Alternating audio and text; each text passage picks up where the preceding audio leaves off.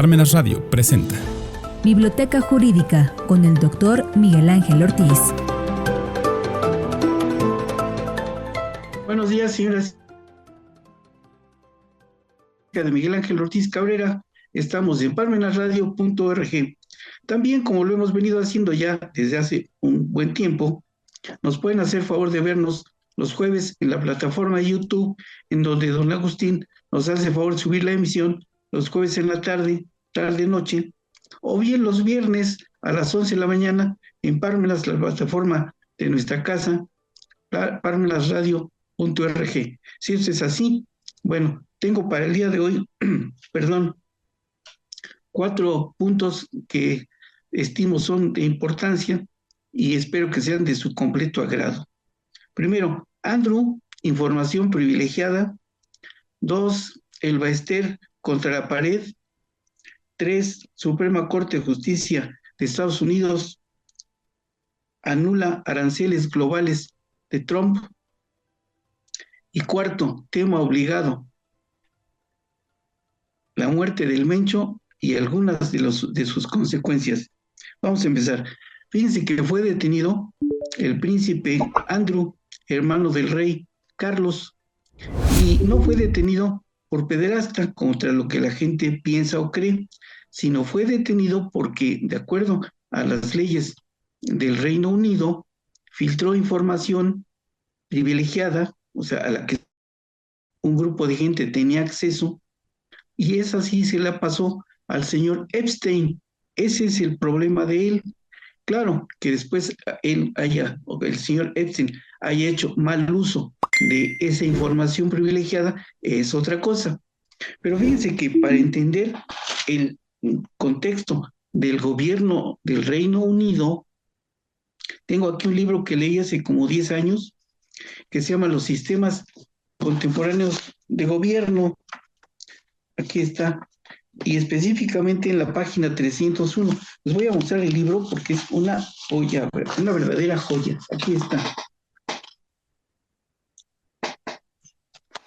Este libro lo tengo gracias a la generosidad del maestro José López.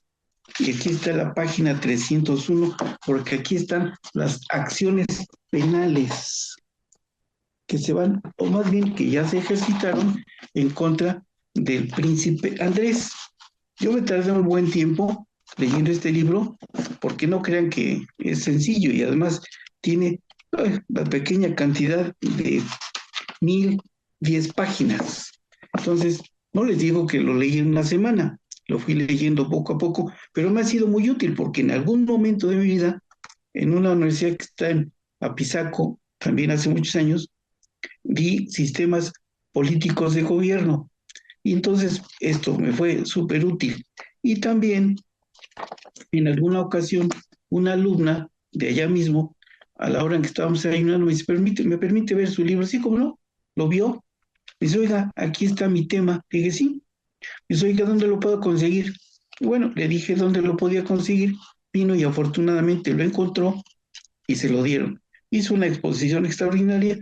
La alumna ahora ya es maestra. Se llama Lorena Alicia Torres, me parece. Pero una alumna muy brillante, por cierto.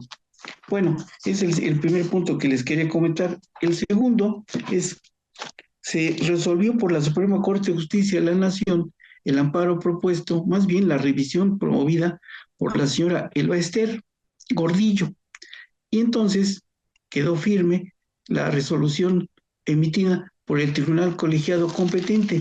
Y en ella la señora pretendía deducir algunas partidas que no eran deducibles, y entonces se las desechó el tribunal colegiado y quedó firme su sentencia. Y por esa razón tendrá que pagar la pequeña cantidad de 19 millones de pesos en el que quedan comprendidos el crédito fiscal, más las multas, más los recargos, más el componente inflacionario. Y por eso todo ello suma los 19 millones. Es posible que le hagan una quita, como se le hicieron a la señora Salinas Pliego, pero de que va a tener que pagar, lo va a tener que hacer. Por eso fíjense que es recomendable esta obra de el maestro Adolfo Arrioja Vizcaíno, y no tengo noticia que haya fallecido. El libro es uno de mis libros consentidos de Derecho Fiscal de cuando hice la maestría. Tengo la edición anterior, esta me parece que es la última, y aquí comenta muchas cosas muy, muy importantes, sobre todo lo establecido a partir de la página 125. Aquí está, para que se los voy a mostrar para que vean. Aquí está, concepto de tributo o contribución. Aquí está. Claro, esta señora lucró lo suficiente gracias al señor Carlos Salinas de Gortari, que fue el que la entronizó en el sindicato de maestros, y por eso se da una vida de reina, con las cuotas que les cobraba, que les arañaba, que les quitaba, por decirlo de alguna forma coloquial, al sindicato de maestros, y entonces al CENTE. Y entonces la señora vivía como jerarca árabe, hasta que un buen día el señor Peña Nieto dijo ya basta, y entonces de alguna manera se las ingenió para abrirle una causa, y entonces tuvo necesidad de entrar a un reclusorio, y después se hizo la enferma y pasó una temporada en un hospital hasta que finalmente, recuerdo que tenía un buen abogado, no tengo el gusto de conocerlo, pero por las lecturas que hice del seguimiento de su proceso, era bastante habilidoso el abogado que la patrocinaba, y entonces obtuvo su libertad. Y bueno, ya después se fijó en un pobre sujeto que podía haber sido su hijo y se casó con él. Bueno, ese es otro problema. Y si esto es así, el siguiente punto que les quería comentar es la Suprema Corte de Justicia de la Nación de Estados Unidos finalmente resolvió que eran improcedentes e inconstitucionales los aranceles que había impuesto el señor Donald Trump porque atentaban en contra de la Constitución norteamericana, específicamente contra el artículo primero, sección octava. Y entonces vi aquí en la página 390 del Federalista de Hamilton que efectivamente aquí está, aquí está. ¿Por qué? Aquí está. Este es el libro. ¿Qué sucede? Que para haber establecido esos aranceles, pues da la pequeña casualidad que tuvo que haber pedido permiso al Congreso de la Unión de allá y no lo hizo. Entonces, él solamente con una orden ejecutiva, una chief order, emitió los aranceles, los expidió, y eso es abiertamente inconstitucional. Y la Suprema Corte de Justicia de los Estados Unidos es realmente, ellos se fijan mucho en el cumplimiento puntual y fíjense que aquí tengo un libro que leí hace también como 20 años, que también me fue muy útil. Aquí está, la Suprema Corte de Justicia de Charles Evan Hughes. Aquí está. Y aquí, si ustedes pudieran ver todo lo que tengo aquí marcado y remarcado de este libro, verán cómo la Suprema Corte de Justicia de la Nación de allá hizo lo correcto y entonces decretó que eran inconstitucionales por haber atentado en contra de su Carta Fundamental y entonces anuló los aranceles que se había permitido imponer el señor Donald Trump atentando contra su organismo o su Carta Fundamental, su carta, su constitución. Bueno, si esto es así, sobre todo, sí, ya les mostré la página. Y bueno, el siguiente punto que les quería comentar, porque es tema obligado, y tengo aquí muchos libros que me he dado a la tarea desde ayer de estarlos revisando puntualmente para ver muchas cosas que vienen en función de lo que ha hecho el señor Oseguera Cervantes. Ya los periodistas, buenos o malos, se han dado la tarea de informar a la ciudadanía, a la colectividad, el operativo encabezado por el secretario de la Defensa y el secretario de Seguridad Ciudadana, de cómo fue detenido y después abatido o falleció como consecuencia de esa lucha que tuvieron en ese intercambio, que no era de abrazos, sino de balazos, y falleció en el camino. Bueno, hay infinidad de comentarios sobre el particular. muchos de buena fe, pero muchos de mala fe. Yo estoy de acuerdo en que no estoy de acuerdo con el procedimiento, pero es ir en contra de la nación mexicana. Y yo tengo muchos compañeros que tristemente, yo no sé por qué se dicen nacionalistas, se actúan todo lo contrario. Es más, yo he comentado con algunas personas de mi confianza, muchos de ellos se bajan de la suburban para ir por su ayuda del bienestar. No tienen necesidad porque afortunadamente tienen muy buenos ingresos, pero eso les da la idea de que están equivocados en muchas de esas cosas. Pero fíjense que aquí pasa una cosa, ¿cómo podemos entender lo que sucedió? Lo primero que tenemos que hacer es leer un libro que aquí tengo, por el cual es importante destacar la forma en la que creció este cártel. Y eso se estudia a partir de la realidad social. Y para comprender esa realidad social, tenemos que leer este libro, que es el más sencillo que tengo de sociología jurídica. Es el don Rafael Márquez Piñero. Aquí está. Y les digo que es pequeño porque si les doy el de don Luis Recasensiches, yo creo que se les va a ustedes hasta el habla. Pero este libro es el más sencillo. Yo tuve el gusto y el privilegio de ser discípulo de don Rafael Márquez Piñero.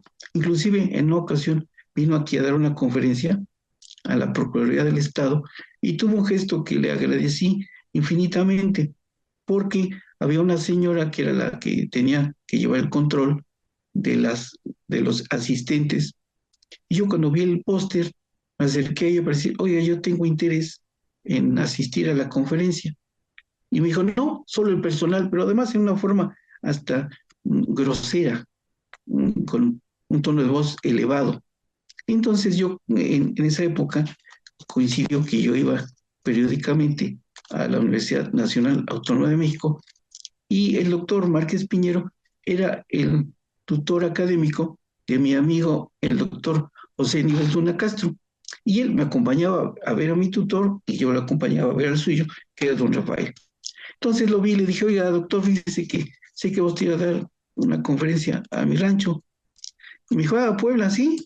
Y le dijeron, es que me dicen que es solo para el personal. Dijo, ¿eso te dijeron? Sí. Dijo, mira, te espero a la entrada como unos 5 metros antes, ese día, ¿de acuerdo?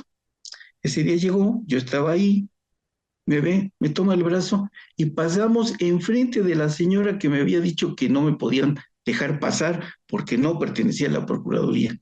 Y no se atrevió a decirme nada. Y llegó y me sentó hasta adelante. Y entonces, y todavía le pregunté, oye, doctor, y si no me dejan entrar, fíjense, la gentileza del doctor Márquez Piñero. Me dijo, no te preocupes, si no te dejan pasar, no hay conferencia. Así de sencillo fue el gesto que tuvo para con su servidor, el doctor Márquez Piñero, que era una de las glorias del derecho en México. Él fue director de Derecho de la Panamericana. No creo que haya sido en la época del señor Peña Nieto, porque él sí hubiera regresado la tesis por el plagio que hizo el señor Peña Nieto. Pero bueno, eso es por lo que hace a don Rafael. Pero además tengo más libros para entender lo que pasó. Fíjense que creció el señor José Higuera Cervantes porque había aquí, lo que hay acá, vacíos de poder en México. Este libro también ha sido muy útil, es del señor Edgardo Buscaglia, que es un gran académico, y está muy interesante su libro. Y aquí está, pueden ver ustedes las veces que lo he leído y superleído. Aquí están las marcas de todo lo que él ha encontrado. Bueno, este libro es fabuloso, magnífico. También fíjense que el control social de las drogas en México, del doctor Tenorio Tagle, es precisamente para entender la capacidad de este señor en el manejo de algo, y van a ver después cómo le hizo, porque no es posible que un señor con sexto de primaria haya tenido la capacidad para organizar un cártel con ramificaciones en más de 40 países. Pero ahorita vamos a ver por qué. Entonces, este libro es muy recomendable del doctor Tenorio. Véanlo, aquí estaba joven, ahora ya no lo está tanto, pero el libro es magnífico, es su tesis doctoral del Instituto Nacional de Ciencias Penales. Inclusive aquí está la dedicatoria, porque tuve el privilegio de que fuera mi maestro de penología en 1992, 92, 93. Para entender cómo se maneja, o sea, el contexto global del narcotráfico en nuestro país, aquí está, Historia del narcotráfico en México, un señor Valdés Castellanos, sí, sí, Valdés Castellanos, Guillermo Valdés. El libro también es muy bueno, salió en una colección a donde tuve oportunidad de hacerla, de reunirla y de leer el libro. También los hijos del neoliberalismo. ¿Por qué? Ahorita vamos a ver en el siguiente libro cuál fue el éxito del señor Oseguera Cervantes, si es que se lo puede llamar éxito a esa mercadotecnia delincuencial que él creó en su cártel. Aquí está. Es muy bueno este libro. Y aquí viene el secreto de lo que hizo el señor. El señor, en una vertiente del capitalismo, ¿saben qué? Creó franquicias. Este concepto lo encontré en una eh, entrevista que le hicieron al señor Jorge Fernández Menéndez, que algo sabe de materia del narcotráfico. Ahorita les voy a explicar a dónde está el secreto. Aquí está, franquicias. Y específicamente en este libro, fíjense, ahorita les voy a enseñar la página que me fue valiosísimo para entender lo que el señor hacía. La página 101.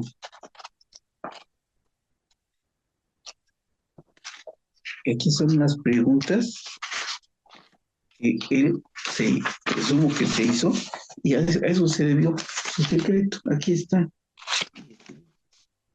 Ahora, la razón por la cual tengo idea de esto es que hace muchos años, como 20 años, tuve oportunidad de dirigir una tesis sobre franquicias en esta universidad que está al final de la recta, cuyo nombre no quisiera recordar. Entonces tuve que leer completamente este libro para poder dirigir la tesis, que además fue muy festejada y la sustentante muy felicitada por la defensa que hizo de la tesis. No recuerdo el nombre de la estudiante, solo sé que vive en Estados Unidos y trabaja en el Consejo Mexicano del Tequila. Bueno, también fíjense que aquí tengo este otro libro que nos explica cómo funciona, cómo arrancaron todos los cárteles. Se llama La Mafia Siciliana de Diego Gambetta. Y aquí viene la explicación de cómo arrancaron y cómo fueron creciendo. Ahora, los cárteles no pueden funcionar si no es con la aquiescencia de los gobiernos en turno. Claro, aquí no, creo que no está operando eso, pero al menos en los anteriores, por lo menos hasta el señor Peñanito, desde luego que así lo habían hecho. Y bueno, aquí está, por ejemplo, una de las razones por las cuales había proliferado este cártel es en base a la extorsión. Aquí está. Eso está en la página 62. Y bueno, fíjense que aquí tengo este otro libro, que ya lo he citado en alguna otra ocasión, que se llama La Organización del Crimen, de Mary McIntosh. Ahora, ¿por qué es importante este libro? Porque aquí, de acuerdo a lo que el señor y lo que los buenos periodistas o malos periodistas han investigado, es que este señor Oseguera Cervantes tiene una perfecta división del trabajo. Ahorita vamos a explicar, porque vamos a hacer un pequeño paréntesis. ¿Por qué? Bueno, de una vez lo empezamos. Y después les muestro dos libros que tengo con relación a ese punto. Fíjense, así como en la secundaria nos enseñaron el ciclo económico, que era producción, distribución, venta y consumo, si eso lo trasladamos a la delincuencia organizada, es producción, tráfico, narcotráfico, lavado de dinero. Repito, producción, tráfico, narcotráfico, lavado de dinero. Ahora, entre el narcotráfico y el lavado de dinero hay algo que el señor descubrió, o quizás su equipo, porque esto, de acuerdo al libro de Mary McIntosh, debe haber tenido un equipo que lo asesorara. No es posible que un individuo con sexo y memoria, aunque haya tenido mucho ingenio, no tenía los alcances de ello, pero debe haber tenido un equipo que lo asesorara. En este libro, de acuerdo a las lecturas de este libro, yo entiendo que hay esos, esas organizaciones criminales tienen su departamento de secuestros, su departamento de contabilidad, su departamento de lavado de dinero, o sea, tienen una perfecta división del trabajo. Ahora, aquí, entre el narcotráfico y el lavado de dinero, él abrió algo que lo hizo crecer, que las franquicias. Entonces, les daba la mercancía y les permitía cobrar y él que le dieran la parte que les correspondía o que le correspondía. Y así fue creciendo en una forma impresionante, al grado de tener controlado este negocio en 40 países. Y aquí, en más de 21 estados del país, tiene bastante ascendencia. Y también tenía un señor que fue detenido al día siguiente, el Tuli, que era el encargado de generar el pánico. Y a muchos le estaba funcionando, ¿eh? Por eso ordenaron la quema de vehículos, el obstaculizar las carreteras, cosa que ya está levantándose. El señor Pascal Beltrán, que siempre hace lo que no debe, porque siempre critica, pero no constructivamente, él cuida su trabajo, porque si él no sabe dónde arrancó la fortuna del señor Olegario Vázquez, el que ya murió, en un libro que se lo puedo recomendar, ahí está donde arrancó la fortuna de su expatrón.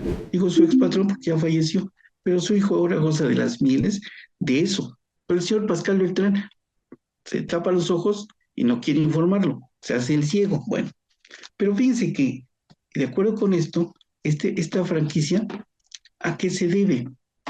La franquicia no es más que un, una vertiente del capitalismo como doctrina económica. Y fíjense que para entender eso, aquí encontré un libro de Milton y Rose Friedman. Milton Friedman, que fue premio Nobel de Economía hace muchos años, él en alguna ocasión oí que el Estado era muy mal administrador y que si el Estado administrara el Sahara, ¿saben qué? En poco tiempo escasearía la arena. Eso lo dijo el señor. No recuerdo en qué otro libro lo encontré, pero me dio mucha risa eso. Pero aquí está este libro de economía, fabuloso. Era Milton y su esposa Rose, que eran, pues bueno, si esto es así, fíjense que a eso se debe el éxito que tuvo. Ahora, tiene ya este cártel, 5 personas que lo pueden suceder. No voy a dar los nombres de ellos porque si no los haríamos famosos. Mejor que ellos vayan encontrando la forma de hacerse famosos y a ver quién queda en su lugar para para continuar con la distribución de sus estupefacientes, porque Estados Unidos los quieren, o sea, el negocio del narcotráfico o de los estupefacientes no podría proliferar si Estados Unidos no los necesitara, a la buena o a la mala, pero ellos lo utilizan. Y México antes nada más era un país de paso, pero a partir de cuando se derribaron las Torres Gemelas, ahí cambió la economía del narcotráfico y empezaron a quedarse muchos de de ese tráfico, más bien de esos estupefacientes empezaron a quedar aquí en el país, empezó a crecer eso y después le cambiaron el patrón y entonces lo cambiaron, en lugar de ser la cocaína o la heroína, fue el fentanilo y entonces empezaron a ganar cantidades de dinero. Por eso también es recomendable este señor que es un autor que ahora está prófugo de la justicia, pero el libro en sí es bueno. Introducción al análisis económico del derecho, del señor Andrés Remer, que está prófugo en Israel y espero que algún día regrese para cumplir con lo que él indebidamente hizo. Ahora, fíjense que en el operativo en el cual fue pues abatido el señor Oseguera Cervantes, fallecieron 62 personas, entre ellos algunos soldados, cosa que fue muy lamentable porque no nos puede agradar nunca, bajo ninguna circunstancia, el fallecimiento, sobre todo de gente que fue a ofrecer su vida por un México mejor. Claro, fue en cumplimiento del deber, que es un excluyente del tipo, pero fueron ultimados por la organización criminal del señor Oseguera Cervantes. Y bueno, también yo les sugeriría, hay que esperar quienes quedan en su lugar y creo que sí, hasta el momento, creo que eso es todo lo que tengo por lo que he venido estudiando. Y sí, esa vertiente que encontré entre el narcotráfico y el lavado de dinero, que son las franquicias, es lo que le permitió al señor Oseguera Cervantes, perdón, llegarse a convertir en el capo más buscado en todo el planeta. Y no es posible. Ahora, en la mañana vi una entrevista que le hizo la señora Denise Merkel al señor Eduardo Guerrero, que sabe mucho de esta materia, si pueden verla, y él dice, y estoy de acuerdo con su dicho, que hay infinidad de políticos, empresarios de mucho nivel o de mediano nivel que están involucrados con este cártel y muchos gobernadores. Si, no, esto fue a espaldas del gobernador de Jalisco, porque quizá no él, pero sus allegados lo hubieran podido informar al señor Oseguera Cervantes que iban por él, entonces no hubiera podido ser detenido, según lo han explicado algunos comentócratas que son acertados en sus apreciaciones. Pero si esto es así, no es para echar las campanas a vuelo, pero ¿saben qué? Creo que México va en el camino correcto, porque de no ser así, ¿saben qué? Esto cada día estaba creciendo más hasta límites insospechados. Entonces, esto fue una muestra palpable de que el control lo sigue teniendo el Estado mexicano y que aspiramos a que exista un buen Estado de Derecho, a pesar de lo que la oposición diga contra su pensamiento, porque he visto muchas cosas indignas. Ellos festejan que que hubiese sido al revés. No puede ser, señores. Eso es una traición a la patria o a los principios de nuestro país, si es que algo les queda todavía a estos señores. Si eso es así, ya no tengo ninguna otra cosa que comentar. Vamos a esperar cómo se desenvuelven los acontecimientos, porque tiene que tomar decisiones fuertes la señora Presidente para que esto no se les salga de control. Ya lo controlaron, pero para que no vayan a hacer alguna cosa indebida, la oposición o los integrantes de esas franquicias que todavía siguen al señor Oseguera Cervantes. Si es así, muchas gracias, buenos días, buenas tardes, buen provecho, hasta la próxima. Gracias. Radio presentó Biblioteca Jurídica con el doctor Miguel Ángel Ortiz.